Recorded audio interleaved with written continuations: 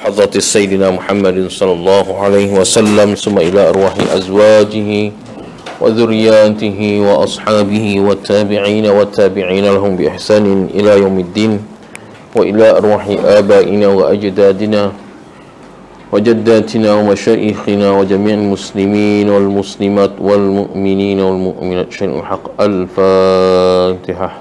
أعوذ بالله من الشيطان الرجيم. بسم الله الرحمن الرحيم.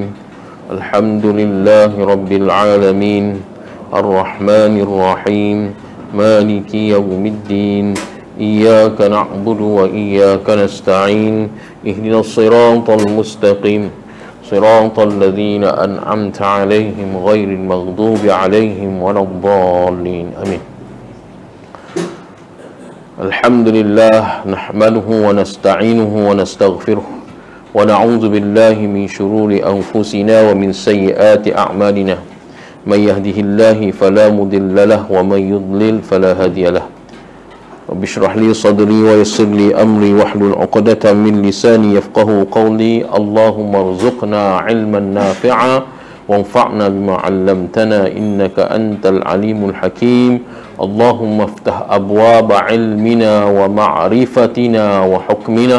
اللهم اجعل قلوبنا يفقهون بها وأعيننا يبصرون بها وآذاننا يسمعون بها birahmatika ya arhamar rahimin. Wa ba'd. Tuan Imam rahmati Allah Subhanahu wa taala. Alhamdulillah, bersyukur kepada Allah Subhanahu wa taala dengan limpah dan kurnianya Allah pertemukan kita pada malam ini, malam ke-15, besok malam 16. Besok malam 17, malam ni malam 16 besok malam 17. Besok malam nuzul Quran. Peristiwa paling besar, peristiwa yang paling kita kena ingat selalu dalam hidup kita, kerana dengan Al-Quran menyebabkan kita selamat dunia akhirat. Firman Allah Subhanahu wa taala dalam surah Baqarah ayat 186. A'udzu billahi minasyaitonir rajim. Wa idza sa'alaka 'ibadi 'anni fa inni qarib ujibu da'watad da'i idza da'an falyastajibu li wal yu'minu bi la'allahum yarshudun. Sadaqallahul azim. Yang bermaksud, apabila hamba-Ku menanyakan tentang aku wahai Muhammad, inni qarib, aku ada dekat mereka, dengan mereka. Ujibu da'watad da'i idza da'an, aku memperkenankan segala permintaan mereka. Bila mereka berdoa, aku perkenankan, aku akan menjawab. Falyastajibu li, dengan itu hendaklah kamu menyambut seruanku. Wal yu'minu bi, dan beriman kepadaku. La'allahum yarshudun, mudah-mudahan dengan mereka menyambut seruanku dan beriman kepadaku, mereka akan mendapat petunjuk daripadaku. Sadaqallahul azim. Tuan-tuan, ayat ni terletak di antara dua ayat tentang Ramadan, tentang puasa. Ayat sebelumnya Allah Subhanahu wa taala menyebut, kita biasa dengar ustaz-ustaz dia baca, Syahrul Ramadan alladzi unzila fihi al-Quran, pada bulan Ramadan diturunkan kepadanya Al-Quran. Pada bulan Ramadan diturunkan, jangan sebut padanya turun Al-Quran, diturunkan. Kalau diturunkan ada yang menurunkan. Diturunkan ada yang menurunkan. Siapa yang menurunkan? Allah. Diturunkan padanya Al-Quran, memberi petunjuk kepada manusia, sehinggalah akhir ayat yang Allah Subhanahu wa taala menyebut dalam ayat itu, walitukabbirullaha la'allakum tashkurun wa hadakum, walitukabbirullaha ala ma hadakum wa la'allakum tashkurun. Padanya kamu diwajibkan puasa apabila melihat anak bulan puasa, dan padanya apabila kamu berpuasa, wajib puasa bulan Ramadan. Kalau kamu sakit ataupun kamu bermusafir, kamu dibenarkan berbuka puasa, tapi wajib kamu menggantikan puasa kamu selain daripada bulan Ramadan. Itulah dia kehendakkan Allah. Allah berkehendak kepada kita segala Allah berkehendak mudahkan, mempermudahkan segala urusan kita, dan Allah tidak suka menyusahkan kita. Lalu ayat ini turunkan. Maka selepas ayat ini turunnya wa iza sa'alaka ibadi, ayat yang kita baca tadi. Kemudian ayat selepasnya juga Allah sebut uhillalakum lailatas siyam, ayat tentang puasa. Mana dikapit antara puasa, ayat puasa, kemudian dikapit pula di tengah-tengahnya ayat Allah suruh kita berdoa kepadanya, kemudian didatangkan balik tentang puasa. Maka ulama menafsirkan itu ilmu munasabah. Dalam Quran dipanggil ilmu munasabatul ayat. Ilmu munasabah ayat, dia kata kenapa dikapitkan di antara puasa dengan ayat puasa, di antara puasa itu ayat doa.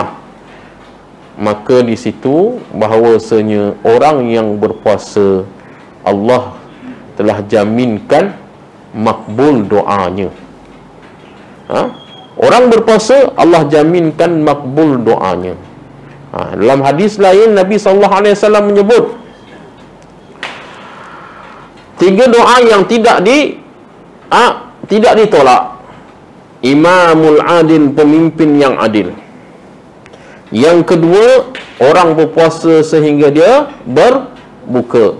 Yang ketiga, orang yang dizalimi. 3 manusia Allah tak tolak doa dia.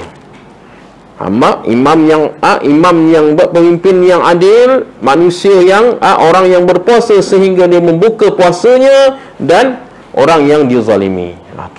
Maka ayat ini memang bersepadananlah datang bila Allah sebut, bila hamba-Ku mencariku, sa'alaka ibadi anni, menanyaku tentangku. Kita pergi kepada penafsiran harfiah dalam Quran ni tuan-tuan. Dia ada tertafsir harfiah, tafsir ijmaliyah.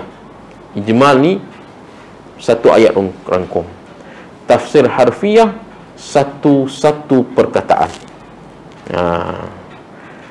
Sa'alaka, bertanya, itu soalan. Bila hamba-Ku bertanya tentangku wahai Muhammad, hamba-Ku. Wa iza sa'alaka ibadi, hamba-Ku. Kata Imam Sya'rawi, ibadi dia perkataan daripada abdu, keluar dari perkataan abdu. Iyyaka na'bud wa iyyaka nasta'in.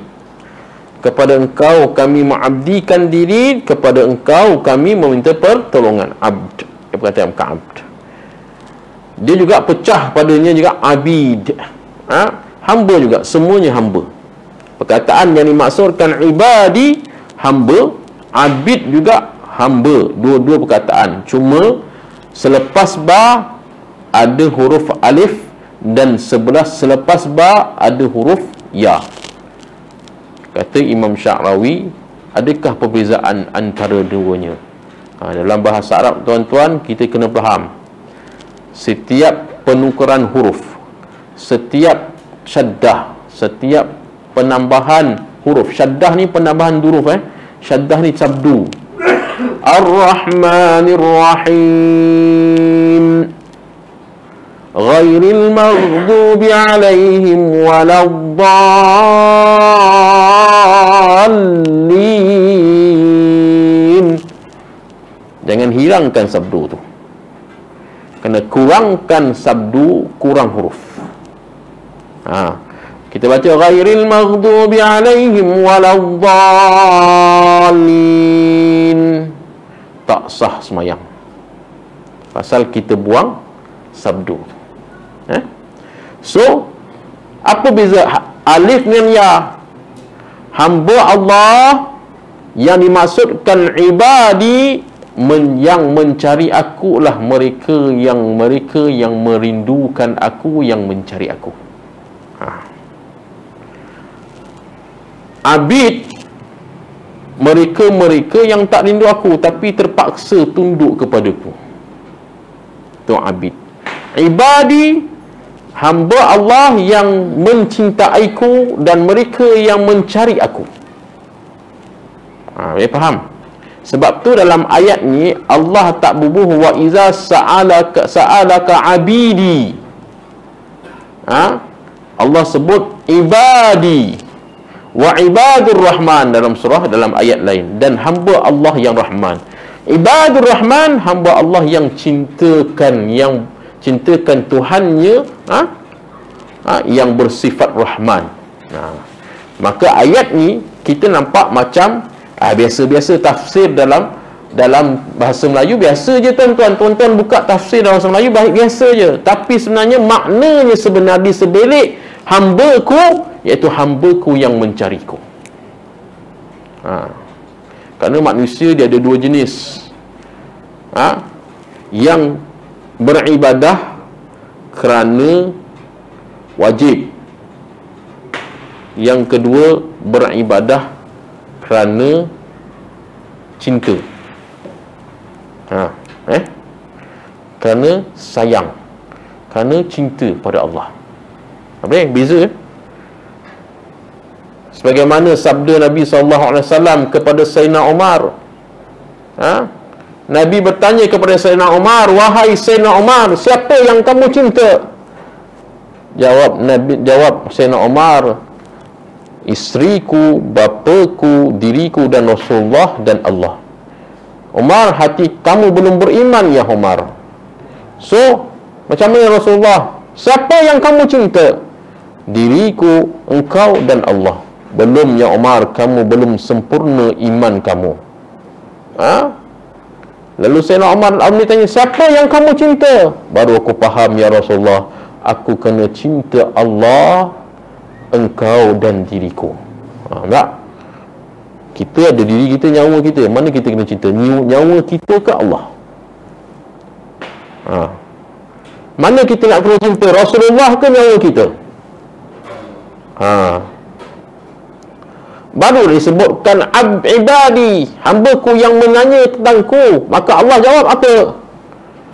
Apa Allah jawab? Allah jawab, fa iza sa'alaka ibadi anni fa inni qarib. Aku ada dekat dia, dekat-dekat dengan dia. Kerana apa? Kerana aku memang suka kepada hamba-Ku yang mencari aku.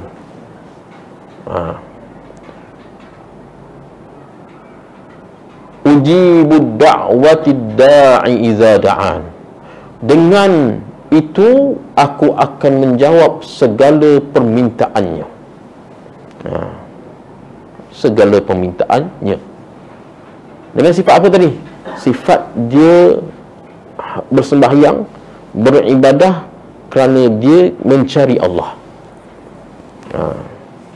Setengah orang kenapa puasa Ustaz? Malah kalau tak puasa wajib. Kalau tak wajib aku tak puasa. Tuan kenapa puasa? Sebenarnya kalau puasa ni penat Ustaz. Puasa ni aku nak buat kerja susah, kena penat, melepek, tak boleh buat kerja. Asal wajib je puasa ni. Kalau tak wajib aku tak puasa dah. Betul. Kalau tak wajib aku tak puasa dah. Aku tak larat. Nak puasa. Buat apa nak puasa? Setengah orang ni buat apa nak puasa, kan? Memudaratkan kita. Ada pula puak-puak yang mengatakan buat apa nak puasa memudaratkan kita. Itu orang puak-puak yang lain lah. Puak yang ada dua jenis ni tadi. Puasa kerana wajib, puasa kerana nak puasa. Yang disebutkan puasa nak puasa kerana nak puasa ni, para sahabat lah, bila datangnya bulan Ramadan, mereka bergembira. Dan bila mereka perginya bulan Ramadan, mereka sedih. Kita tak faham masa kecil. Kenapa? Masa saya belajar kecil-kecil, kenapa sahabat ni dia macam tu? Bulan Ramadan gembira, balik habis Ramadan dia sedih. Rupanya kerana cinta dia kepada Allah, sayangnya kepada Allah Subhanahu wa ta'ala. Bila cinta pada Rasulullah, puasa itu tidak menjadikan beban kepada dia. Bila dia cinta kepada Allah, semayang tarawih itu tadi tak menjadi beban kepadanya. Bila dia cinta kepada Allah, dia berzikir di depan Allah, depan banyak mana pun tidak menjadi beban kepadanya. Menyebabkan apa yang menyebabkan beban kepadanya untuk tidak sembahyang? Kerana tak cinta. Bila cinta Allah kepada Allah, maka nafsunya tidak akan boleh manipulasi dia. Musuh kita, apakah penghadang kita dengan cinta kita dengan Allah Subhanahu wa taala? Rasulullah sallallahu alaihi wasallam menyebut musuh yang pertama adalah nafsu ma baina jambaika. Sebab tu bila datang Ramadan, para sahabat suka kerana pada bulan Ramadan adalah bulan yang mentarbiah nafsu kita, bulan yang mendidik nafsu kita.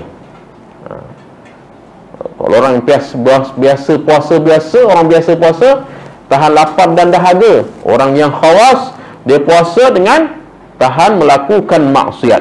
Orang khawasul khawas, dia puasa, hati dia pun puasa. Macam mana hati puasa? Hati dia tak pernah lalai ingat Allah Subhanahu wa taala. Tapi kita ni tuan-tuan, nak sampai kepada hati tidak lalai pada Allah ni, cinta kepada Allah dulu tadi. Cinta kepada Allah, baru kita sampai ke tahap hati tidak lalai dengan Allah Subhanahu wa taala. Tapi kalau tak pernah capai cinta kepada Allah, maka kita tak akan rasa sedap untuk melakukan ibadah. Sebab tu bila ayat ni turun, kita nampak macam orang puasa dimakbulkan doa, kan? Bukan semua orang yang puasa masuk syurga dalam pintu Rayyan.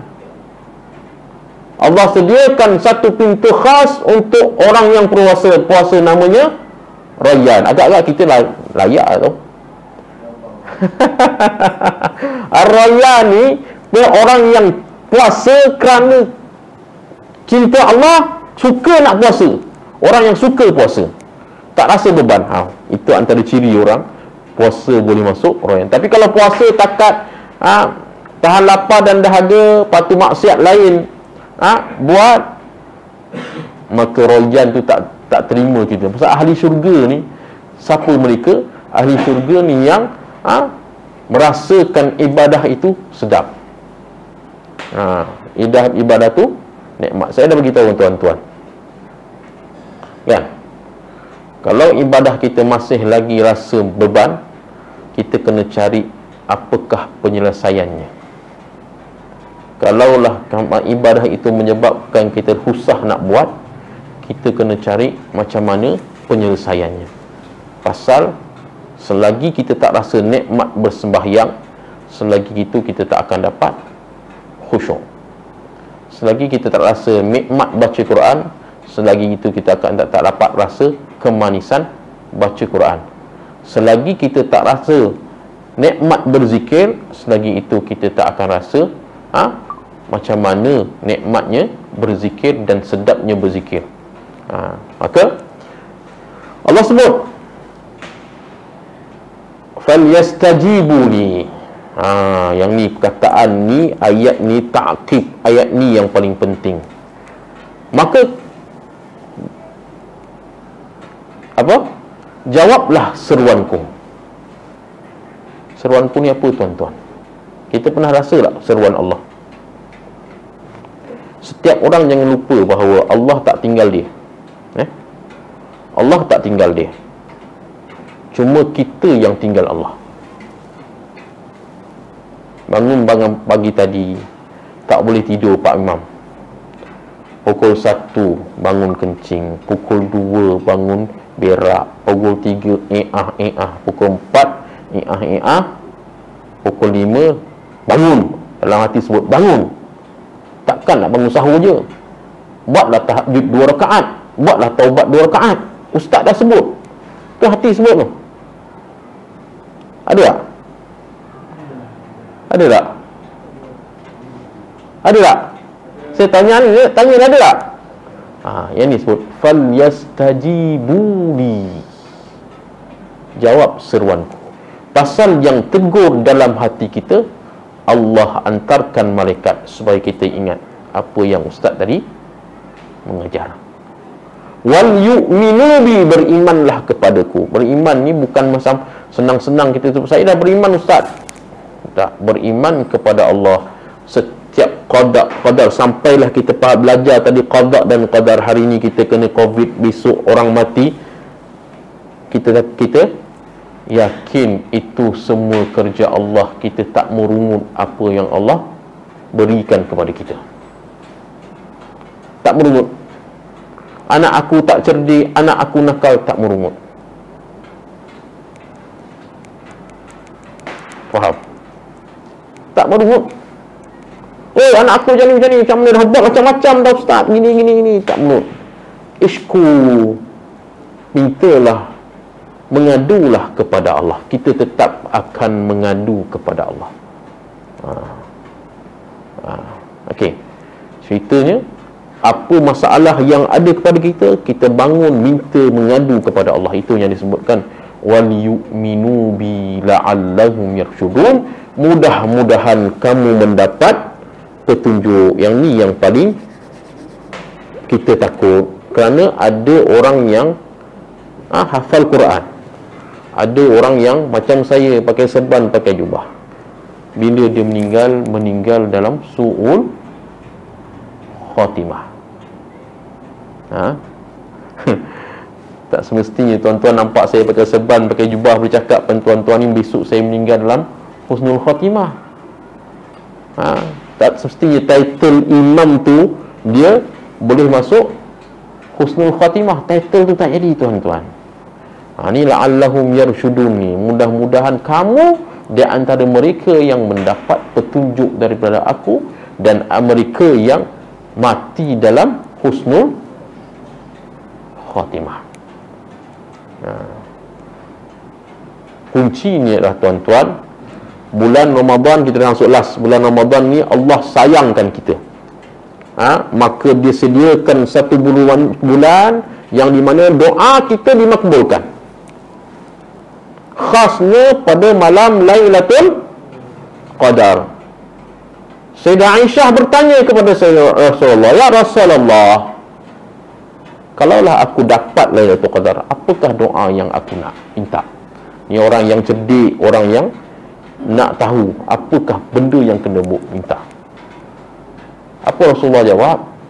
Ni Pak Imam baca tadi, engkau kena doa ini ya Rasul, ya Aisyah, Allahumma innaka antal afun tuhibbul afwa fa'fu anna wa an walidina. Kalau ini sambunglah. Kalau di matan hadis, fa'fu anna bi rahmatika ya arhamar rahimin, tu je doa. Tu doa. Tuan-tuan baca doa tu dekat Mekah tak ada tu. Saya mengaji Mesir, saya pergi imam Mekah, semayang sebulan di Mekah. Imam lepas semayang, Assalamualaikum warahmatullah, Assalamualaikum warahmatullah, Allahu Akbar. Kalau tengok kat TV tak? Itu dekat Malaysia je buat. Lepas tu ada ustaz kata bid'ah. Padahal tu doa yang diajarkan Rasulullah kepada Aisyah radhiyallahu anha. Doa tu je tuan-tuan. Banyakkan doa tu. Banyakkan doa. Kita nak apa sebenarnya dunia? Lailatul Qadar baca kalau apa? Saya nak rumah besar, kereta besar, isteri banyak, kan, anak banyak. Jamin ke kita masuk syurga? Jamin ke kita masuk syurga? Banyak rumah besar, isteri banyak, isteri besar, kan, anak banyak, jamin ke masuk syurga? So tak ada, kita nak perlukan dunia ni, tak perlukan kecuali kita berjumpa dengan Allah di akhirat besok. Itu yang Rasulullah ajar kepada Aisyah. Jangan berputus asa, bangun semayang taubat, bangun semayang hajat. Kalau tak sempat bangun semayang taubat waktu sahur, buat semayang taubat waktu di antara maghrib dengan isyak pun boleh. Wallahu a'lamu bissawab. Minta maaf saya terlebih waktu. Apa yang baik itu daripada Allah Subhanahu wa taala, apa yang kurang itu pada diri saya, hamba yang lemah. Tutup majlis kita dengan kafaratul majlis wa suratul asr. Subhanakallahumma bihamdik, asyhadu an la ilaha illa anta wa astaghfiruka wa atubu ilaik. Wal asr innal insana lafi khusr illa alladhina amanu wa 'amilus salihati wa tawasaw bil haqqi wa tawasaw bis sabr. Assalamualaikum warahmatullahi wabarakatuh. وندمنا على ما فعلنا